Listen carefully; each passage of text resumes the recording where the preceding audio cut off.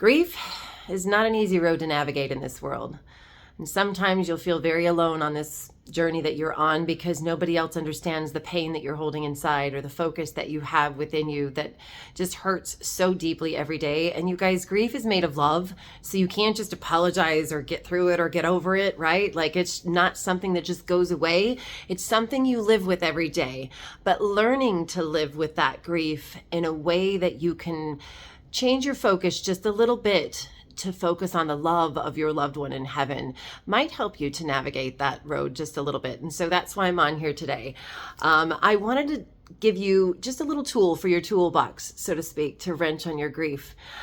Today, I want you to take the subject that is most deeply weighing you down when it comes to your loved one's passing, aside from the fact that they're not physically here, because of course that is the thing that we miss the most emphatically, is just having their presence, having their embrace and touch and hearing their voice and all of those things. So setting that aside today for just a moment over here, because it's always going to be here, I want you to focus on the toughest subject of their passing that you are really struggling to get over, whether it is grief because of guilt, whether it is grief because you weren't there in the moment, grief because you feel like you should have been able to change that moment and you should have done this and you could have done that, and all the could haves and should haves and what ifs that we humanly run through our brain on this journey. And those items are all made of pure love, you guys. So I'm not asking you to put down your love for your loved one, but what I am asking for you to do is focus on that one thing right now. And it's the one thing that is holding you down the most. And I want you to imagine yourself pulling that out in front of you. And I want you to feel it, look at it, acknowledge it, know that it exists because you love them. And then as you hold this in your hand, I want you to set it down at your feet.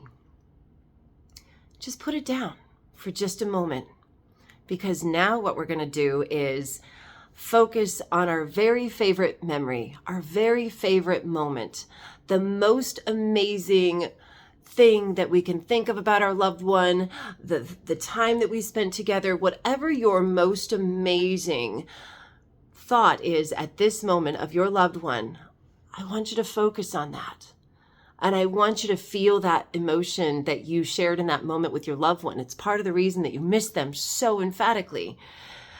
And as you give your focus to that moment, to the moment of laughter, to the moment of embrace, to the moment of love, to the funny moment, to the moment that they made you crack up the most, and maybe they were mischievous, all of those things, I want you to give that your focus for just a moment. And the moment that you are really struggling with will always exist, but it doesn't have to be the highest focus in our grief journey. And if you can start taking some of those difficult moments that you're focusing on, whether it's how they passed, or maybe we're angry at somebody for being responsible for their passing or whatever that is, those moments are never going to go away, but we can kind of shuffle them in our Rolodex so that we feel more focused on their love and the legacy that they brought to our hearts than the anger, the frustration, the guilt, and all of those things that we are really struggling with. So your grief is never going to go away, guys. It's made of love. Again, it'll always be there. But if I can help you to shuffle your deck, so to speak, and put the things that are hurting and holding you down at your feet, and hold up in your heart space, in your thought space, the most amazing moments of their love. And if you do this each and every day, come back to this video if you need to as a reminder, right? If you can do this exercise each and every day, you will begin to swerve your focus of love and your focus that they are still around and your focus that, oh my goodness, we shared the most amazing memories, and you can share those moments with the people that you love and talk about those moments and give your focus to those moments. I always say, feed your dreams, not your fear. And so it really goes the same with grief, because we want to give our energy to what we want to focus on and not what we don't want to focus on, because what we give our energy to can make a profound difference difference in our day, each and every day.